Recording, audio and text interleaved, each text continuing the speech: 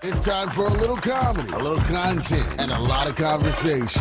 It's the Geno Jones Show, exclusively right here on YouTube. Now here's your host, Geno Jones. It's showtime. What's happening, everybody? Yes, I'm that dude. See him or the name? I'm that guy. It's time for the Geno Jones Show. I come to you live Monday through Friday, live right here on my YouTube channel. So please subscribe, share, and like. Like, share, subscribe. Subscribe, share, and like to the Geno Jones channel right here on my YouTube channel, okay? I come to you live Monday through Friday, 6:30 p.m. Eastern, 5:30 p.m. if you're in Chicago, 3:30 p.m. out on the West Coast if you're out in Los Angeles or on Pacific time. Ladies and gentlemen, the war is over. The war in Afghanistan. After 20 years, $2 trillion with a T, $2 trillion, nearly 2,500 American servicemen and women killed in action, maybe hundreds of thousands of Afghanistan men and women. I believe it's over. So just kudos to President George, I should say President, where am I going with that? President Joe Biden, President George Bush started the war. The initial purpose was to go after the people who attacked us on September 11, 2001, who apparently set up camps in Afghanistan, led by Osama bin Laden. However, 19 of the hijackers who flew planes into the Pentagon, the World Trade Center towers, both of them, and attempted to fly a plane into the U.S. Capitol building. 19 hijackers all had Saudi Arabian passports. I digress. So after 20 years, $2 trillion, $300 million a day for 20 years was spent on the war in Afghanistan. Say that again. $300 million a day, not a year, not even a month. $300 million a day for 20 years that was spent on the war in Afghanistan. Now, I can't say this enough. I said it yesterday. Dr. Damon Arnold, who's also a retired military man. So shout out to Dr. Arnold, which you gotta watch yesterday's episode. You must, because part of today's show is just to tell you, in case you missed it yesterday, must see TV. Dr. Damon Arnold. We're talking about the COVID-19 surge, how dangerous this virus is. And it's not just your lungs that it affects. All right, this is a deadly and dangerous disease that could have long-term effects. So go back and watch that episode. But once again, I want to acknowledge and I want to thank, and I want to say, I want to pay the ultimate respect, reverence. I appreciate your service and your sacrifice, not just to the men and women in the military, retired and active duty, but a very special level of gratitude and respect to the families of the men and women who served in Afghanistan and those they call Gold Star families, those nearly 2,500 families that lost a family member, that lost a son or a daughter or a spouse, or maybe a nephew or niece or cousin. Listen, I can't even speak to you. I can't speak to your pain and your grief. I've had members in my family that served in the Marines, the Army, the Navy. I never lost a family member from combat or being in the war. But I just want to acknowledge all the men and women, especially all the men and women that served in that theater over in Afghanistan, who went initially, first of all, obeying and respecting their commander-in-chief, at the time, President George Bush, we are going after the people who attacked us on 9/11. Now, somehow, it kind of got away from that. Back in November or December of 2001, Osama bin Laden was in an area of Afghanistan, a mountainous area, like a mountain range area called Tora Bora, or the Tora Bora Mountains, in that area. He was there. We knew he was there. He was basically trapped. We could have taken him out. We had the military firepower to eliminate the threat. And for whatever reason, we didn't do it, and I don't know why.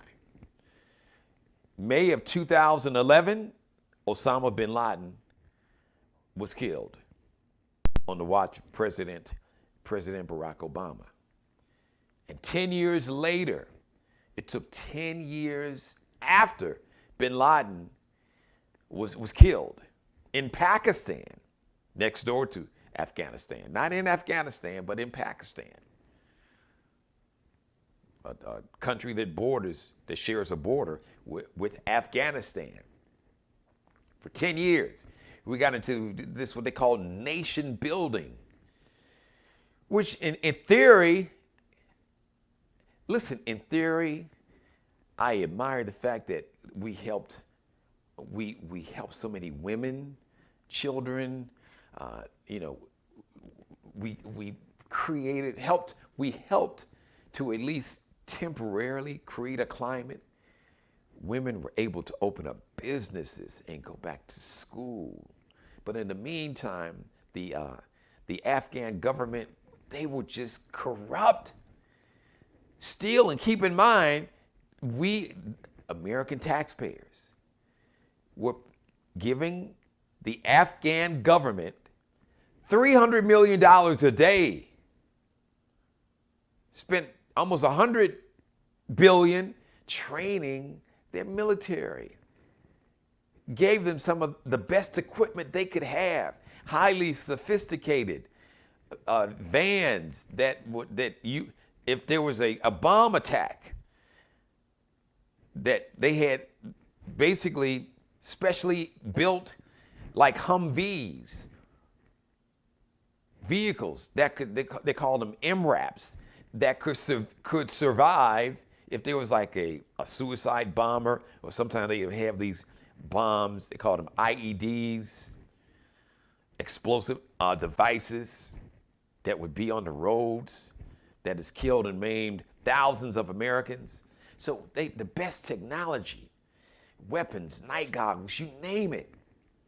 And in the end, this army of 350,000 Afghans that got the best military training in the world from some of our best and brightest and most courageous men and women in the military. It turned out that military that we trained behind our back was cutting a deal with the Taliban, to where once it was clear that we were going to leave Afghanistan, instead of fighting with the weapons that we gave them at that time. Now, granted, many thousands of Afghans did fight and die for their country. But at the end, the Afghan military just said, I'm out, I quit. Literally took off their uniforms, threw them away. It's like, hey man, y'all come on, do what you want to do. Take it, it's yours. We're gonna kick it with you all. In terms of the Taliban. So bottom line is, after 20 years, $300 million a day. Just think about that. Can you imagine what we could do? Can you imagine how many more children and families that we could take out of poverty? Listen, every child in America whose family that's in or near poverty could get a free education, college education. The money, that kind of money, you still have tens of millions of people who don't have health care, who could have full insurance, medical, dental, eye care, whatever's needed. Can you imagine seniors that are living on fixed incomes? How you could have changed their lives with just some of that money. $300 million a day for 20 years. We never asked any questions. Nobody, the press really doesn't. How much money is this war costing? $300 million a day. Roads and bridges. Look at what just happened in Louisiana. A hurricane. The hurricane came through and literally in southeast Louisiana, in and around New Orleans, literally came in and completely destroyed the power grid. The city of New Orleans, as of, I know 3 hours ago, I last checked, the entire city was still out of power. Think about it. A major American city, a global tourist destination, one of the world's great cities. Love New Orleans. Daughter got engaged and proposed to in New Orleans. Great memories of that city. Essence Music Festival. One of the, not just great American cities, one of the great cities, one of the great tourist destinations on the planet. Has no power. None. Nobody. No businesses. Not just the few businesses that may have a backup generator. The entire city is without power. Think about it. $300 million a day for 20 years?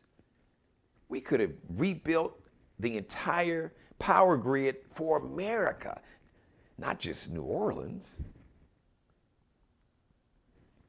So President Joe Biden, listen, you did what you had to do. And like I said, nobody is a bigger advocate for women and an advocate against violence against women in any form. Nobody's a bigger advocate than I am. I got the receipts and the resume to back it up. Anybody that knows me knows that. For those who have watched this show enough, you know that I am an advocate from the time when I was a child, when I was 4 years old, and a man that was physically beating my mother. I tried to fight, literally tried to knock him down and tackle him at 4 years old. So nobody is a bigger advocate against violence against women and advocating for women.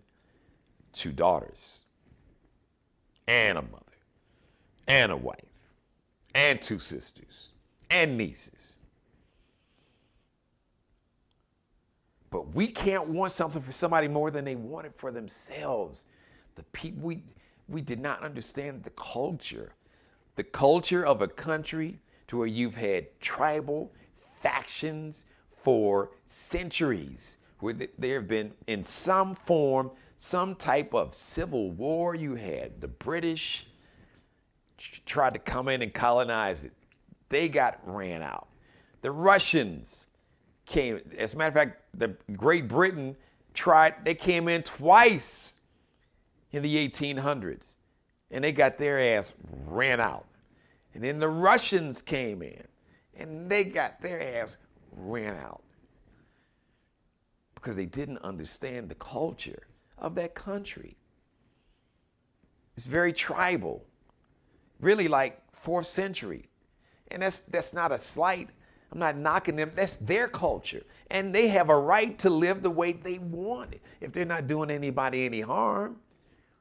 I mean, the way they treat women is beyond abhorrent and horrible. But that's a reflection on the men in that society. Now, I know sexism and misogyny exist globally.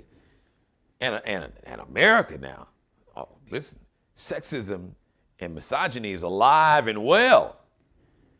Not to that extreme that we saw with the Taliban, especially the Taliban from 20 years ago. But the point I'm trying to say is that when it comes to sexism and misogyny, we got a long way to go before we can start pointing fingers at other people. Yeah, we can, but it's like, well, you know what? We got some dirt in our own house in terms of how we treat women and girls in general and how we don't protect them, especially black women and black girls. I said it, I meant it. I meant it, and I said it, and I say it again. The most disrespected, devalued, diminished, unprotected, unlistened to person, especially in this country, arguably on the planet, is a black woman. Don't take my word for it. Talk to a few black women and ask them that question. Ask them if they feel heard and seen and valued and appreciated, and the sexism and misogyny on top or alongside the racism. I digress. Bottom line is, it's been 20 years, over nearly 2,500 American men and women, servicemen and women, thousands of Afghan soldiers and citizens. And the reason that we went there, it's not the reason we eventually stayed there. This whole concept of nation building. Or we're going to come in and colonize and invade this country and make them practice our form of democracy, which is flawed. Because I'm not worried about the Taliban or ISIS-K, but I am worried about the Proud Boys. We're not worried, but just keeping an eye on. I'll say worried in a general sense for America. So the terror threat that we as Americans need to worry about here in this country is not ISIS-K or the Taliban. It's the Proud Boys, the 3%ers, and the Oath Keepers, and all the racist white right-wing militia groups. The dudes that stormed the Capitol on January 6th, you've got politicians. This young white dude, Madison Cawthorn, who's in the House of Representatives, the United States House of Representatives, a member from North Carolina, who basically was on camera a couple days ago saying that, this whole, this problem that we're having with voting, and if this cheating, I'm paraphrasing, if it doesn't stop, then there's going to be bloodshed. I'm paraphrasing that we, with this racist, right-wing, white nationalist mentality, in which Madison Cawthorn, young little smooth baby-faced looking white dude, the new generation of white nationalism, advocating, saying that we, without using the term white nationalist, speaking in their language, we're going to be forced to we're going to be picking up arms, and there's going to be bloodshed. Can you imagine if Senator Cory Booker or Congressman James Clyburn, if a black or Hispanic congressman made that type of statement about picking up arms against fellow American citizens, and there's going to be bloodshed? Can you imagine if one of the black politicians in Washington, D.C. said that? So that's who we need to worry about. You're not going to see, the only Taliban and ISIS-K that you're going to see here in America is on TV. But you're probably living right next door to somebody that's part of a right-wing white militia group. You could be living next door or working with somebody that stormed the Capitol, or that's planning to maybe try to kidnap your governor, kidnap them and kill them, or just looking to, like you had the dude a couple weeks ago that drove and parked a car in front of the Library of Congress and was threatening to blow the building up, and was talking about it's going to have to be a civil war, and because President Biden. That's who we need to worry about, because they're saying the quiet part out loud. Representative Madison Cawthorn advocating, yes, we're going to be forced, we're going to be in a situation where picking up arms is going to be necessary. The quote was picking up arms to use against fellow Americans, and it's going to be bloodshed. His word, quote unquote, bloodshed. Google Madison Cawthorn, U.S. House of Representatives in North Carolina. You can find them out there. All right, listen, before I get out here, some very disturbing news. This R. Kelly trial that's going on in New York City. And keep in mind, he's still facing a trial in Chicago and in Atlanta, at least. But this trial has gotten disturbing. Recent testimony, there was a 17-year-old child at the time, she was 17, testified that she went backstage, getting an autograph. She was interested in getting in the music industry. And she testified that R. Kelly raped her in a dressing room with a girlfriend that was standing there with her when she was 17. Then there's testimony from a young man who's accused R. Kelly of sexually assaulting him when he was 17. Just really just sad and just shocking and disturbing. The more and more testimony that comes out of this trial, it's heartbreaking. That I just think about being a native of Chicago, and when the stories really came out in the early 2000s, like 20 years ago, about there was an R&B singer named Sparkle, had a niece, and you heard the stories about this relationship that R. Kelly was having with Sparkle's niece, who was a minor, 14, 15, something like that. And just some of the other rumors that you heard in Chicago. And Sparkle's niece wasn't believed, and there was a lot of people that enabled that situation. So it's just really sad on so many levels, and I hope that we as a society never make that mistake again. And we got to really learn to listen. And then, everybody is innocent until proven guilty. Well, for the most part, if you're black in America, that's maybe innocent, maybe not. But in general, in theory, the law says that we are innocent until proven guilty.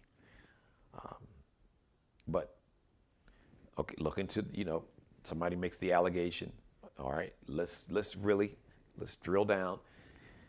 But when you get so many people sharing the exact same or similar stories, at some point where there's smoke, there's fire, and we got to do a better job of protecting our children, especially our women, but our young men, our young boys too, because now we find out that young teenage girls were not the only victim that R. Kelly allegedly had, according to the testimony from this one young man who testified this week that he was a victim of sexual assault at 17 by R. Kelly.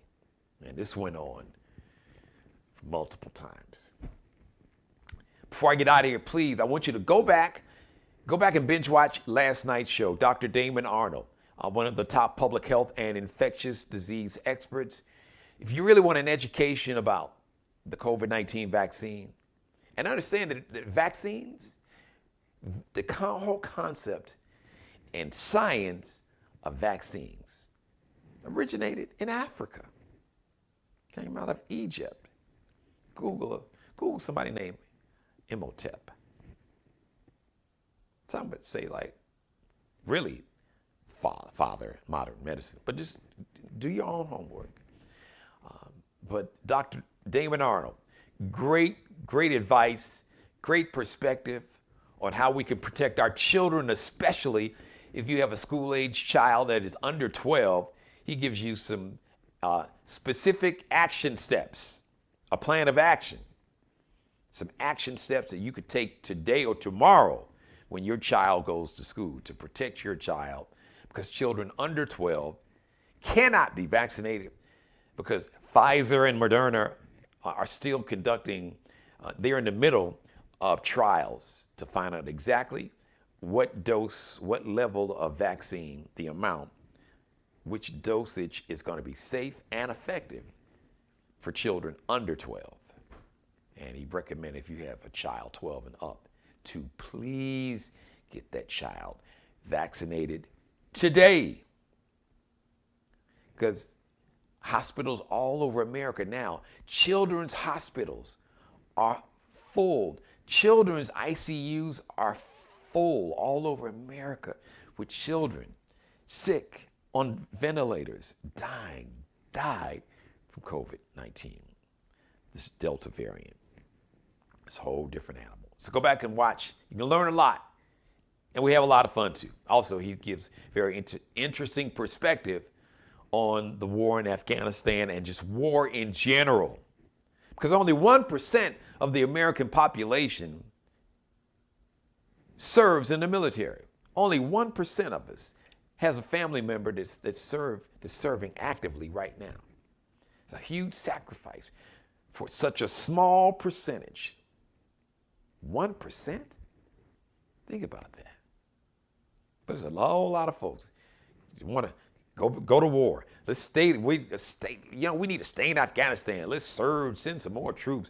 If we stay there another 10 years, 20 years, 40 years, $300 million a day for another 20 years, 30 years, it's okay. If we're going to nation build, let's build this nation from the bottom up for the poor and working class, black people, brown people, native people, since this is their home anyway, to be honest, all of us really are just invaders or guests. And poor and working class white people, because there's more of them than it is poor and working class black people, believe it or not. But the media has always projected the face of poverty, excuse me, something got in my throat, the face of poverty. I always try to put a black face. That's the image that we want to send to the world. That's the narrative that we want to send out. Do your homework. I'm going to get out of here, get some water. Thank you for letting me be a part of your life.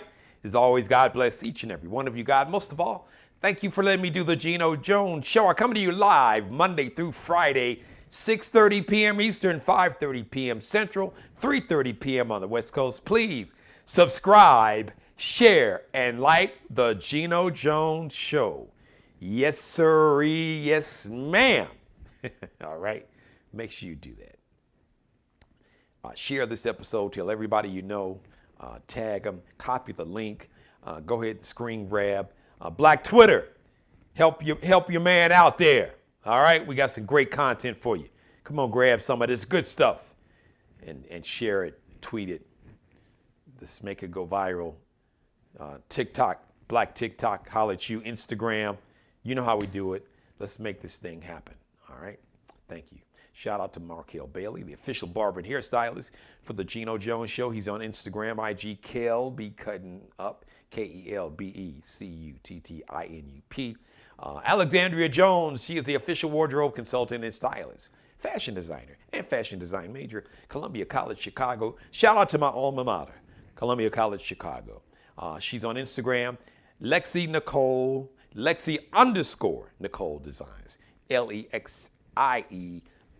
Line at the bottom. That's underscore, in case you didn't know. LEXIE _ line at the bottom. NICOLE. Lexi Nicole Designs, or Alexandria Jones. ALEXANDRIA. And Bruce Gage, also wardrobe consultant and stylist for the Geno Jones Show. You can check him out. Just search him on Instagram or Facebook. Bruce Gage, GAGE. All right. I love each and every one of you. And Mother, you know I love you more than life itself. All right. Have a great rest of your Tuesday if you are watching me live right now. Shout out to everybody. I see the folks. I'm looking over here. I can see everybody that's watching live. I appreciate you. Thank you so much.